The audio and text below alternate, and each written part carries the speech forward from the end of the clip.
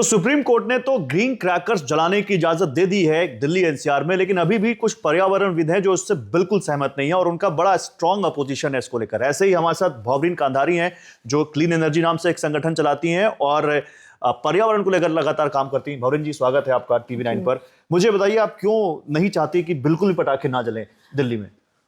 कोई चॉइस नहीं है। आप देखिए जो हालात हैं, हम सबसे प्रदूषित एक कैपिटल में रहते हैं, राज्य में, और पूरे पूरे प्लैनेट का सबसे प्रदूषित। हमारे बच्चे जो साफ हवा में रहते हैं उनसे शायद वो 8 से 10 साल कम जिएंगे। आई मीन ये एक माँ के लिए तो बहुत दुखद बात है, एक पेरेंट के लिए। सो ग्रीन क्रैकर और not green cracker, green cracker में आपने 30% कम एमिशन है, नॉर्मल क्रैकर में ज्यादा है। क्या ज्यादा है क्या नहीं है, क्या QR कोड लगेगा, कौन सा बनेगा, कौन सा आपके पास पहुंचेगा, there is a huge amount of problems इसके अंदर। ये कभी आप बड़ा मुश्किल है मेजर करना इसको कि क्या आपने बोला गया, क्या आपने मेजर किया। एंड मोर इम्पॉर्टेंटली आप बताइए कि जहर कम या ज़्यादा होता है जब आप अपने बच्चों को देते हैं।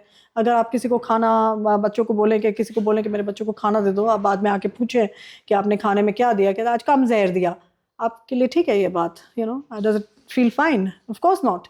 And no amount of poison is good. कोई भी अमाउंट जहर हम अपने नहीं, ये तो आपने बहुत बड़ी बात कह दी कि क्या हम कम जहर देंगे? कोई भी नहीं चाहेगा अपने बच्चे को एक मतलब आउटा भी जहर देना।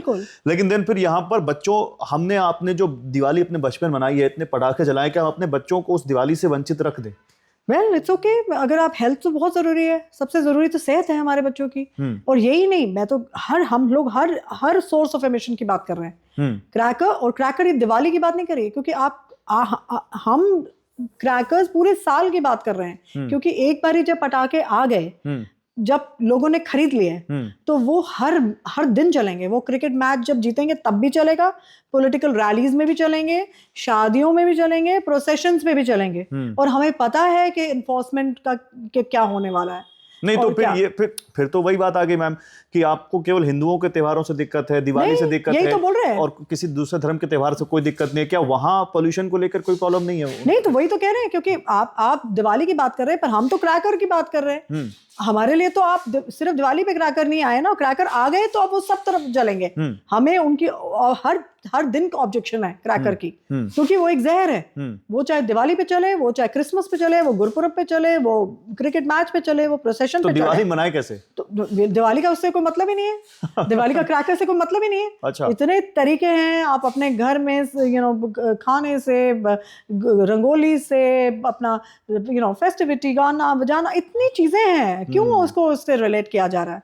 This is all in the mind. जो लोग पटाखा जलाना चाहते हैं उनके लिए क्या कहेंगे? नहीं, पटाखे जलाने चाहते हैं वो let them choose if they think, then I really think अगर इतने डेस्परेट लोग हैं तो अब आई थिंक गवर्नमेंट को इसके बाद तो although we are so upset with the government taking a stand like this के वो लेके गए इसको सुप्रीम कोर्ट में ऑर्डर, तो एक चेंबर बना दीजिए, जिनको जाना है लेके जाए अपनी फैमिली को और मरे अंदर। लेकिन why, how do they have a right to put my children into that risk?